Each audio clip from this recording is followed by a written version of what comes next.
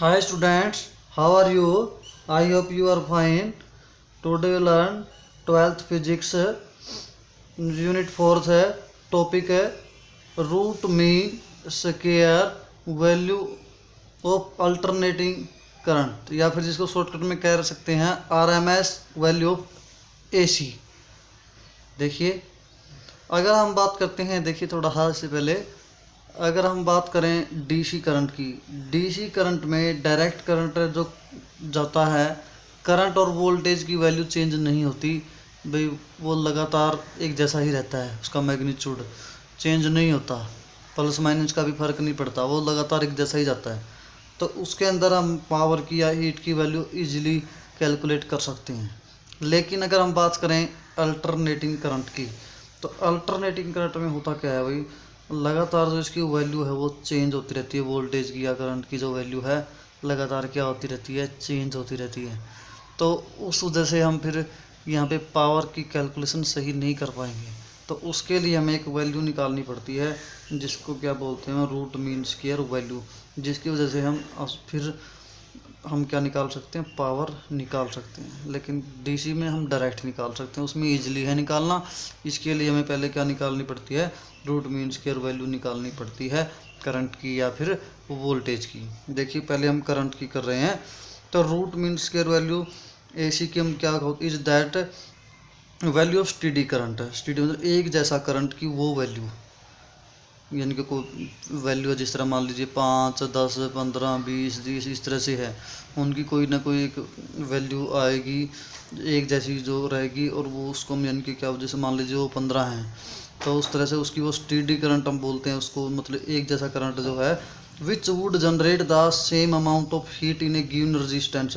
अगर किसी सर्किट में कोई रेजिस्टेंस है तो उसमें बराबर का हीट प्रोड्यूस करती है जितना एज इज डन एसी, जो नॉर्मली एसी करंट जो मूव करता है सर्किट में से, one passed through the same resistance from same time. तो उसको हम क्या बोलते हैं, आरएमएस वैल्यू बोलते हैं, यानी कि रूट मीन स्क्वायर वैल्यू बोलते हैं एसी की. यानी कि नॉर्मली जो एसी करंट की जो वैल्यू है, अगर वो हीट प्रोड्यूस कर रही है, अगर उसके बराबर की ही हीट है कोई स्टेडी करंट की जो वैल्यू हम लेके चल रहे हैं वो प्रोड्यूस करती है, तो उस स्टेडी करंट की जो वैल्यू है उसको हम क्या बोलते हैं, आरएमएस वैल्यू बोलते हैं एसी की. यानी कि रूट मीन स्क्वायर वैल्यू बोलते हैं हम एसी की. तो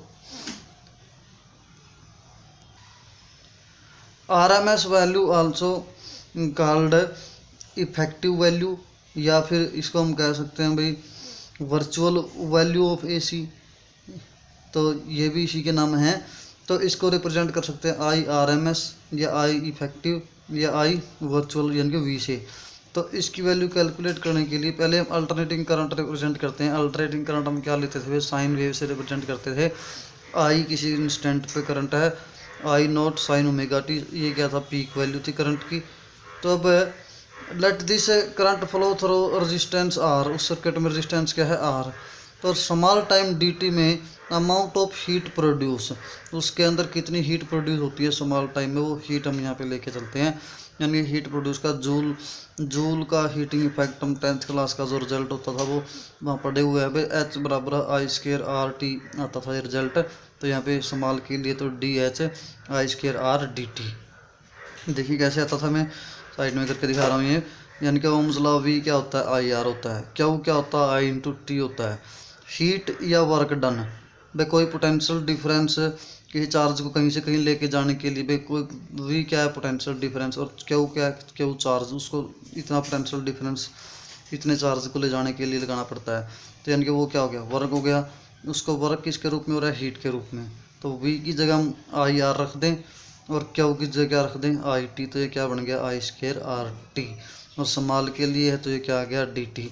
तो ये रिजल्ट हमारा इस तरह से आया है.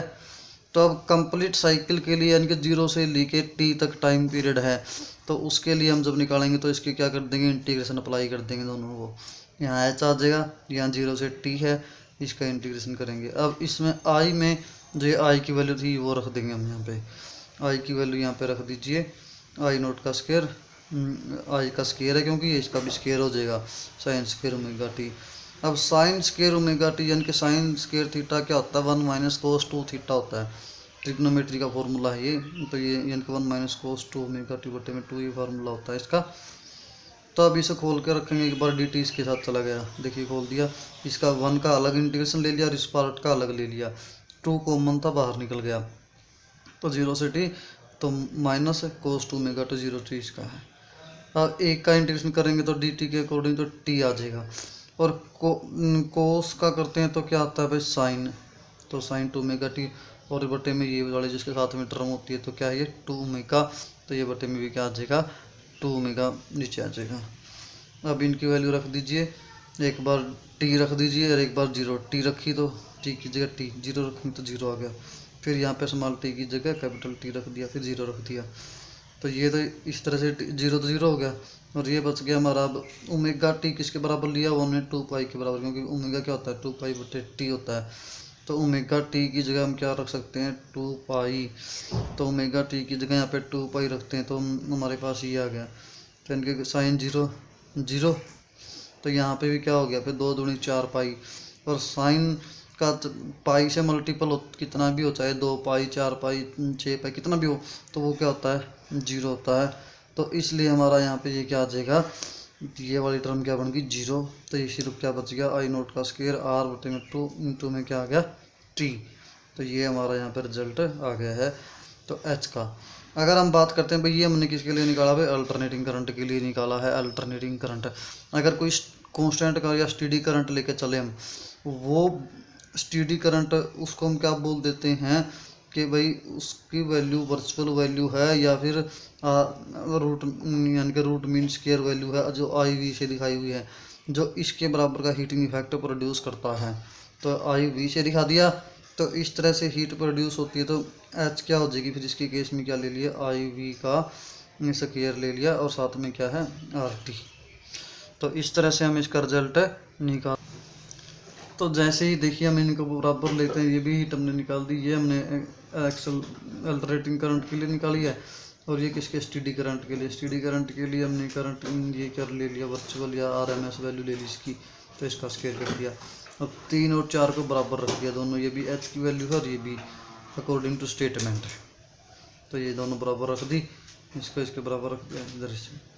अब जो टर्म कटती है वो काट दीजिए, देखिए यहाँ से टी है आर है, तो ये सारा कट जाएगा, तो यहाँ क्या बच गया सिर्फ आई वी का स्केयर, दूसरी तरफ आई नोट का स्केयर बटे में 2 बच गया, इसका स्केयर है तो इधर क्या हो जाएगा अंडर रूट, यहाँ स्केयर चला जाएगा, ये आई वी वर्चुअल वैल्यू या आर एम एस वैल्यू बच गई, इस तरफ आई का स्केयर था वो चलेगा, अंदर क्या रहेगा 2 का स्केयर। जैसे अंडर रूट 2 को मल्टीप्लाई करते हैं 1 से, सॉरी डिवाइड करते हैं, तो ये वैल्यू आएगी 0.707 आई नोट यानी पी की वैल्यू के साथ मल्टीप्लाई है, तो इस तरह से हमारे ये क्या आ जाएगी आरएमएस वैल्यू या वर्चुअल वैल्यू जिसे आई वी से रिप्रेजेंट किया आ जाएगी।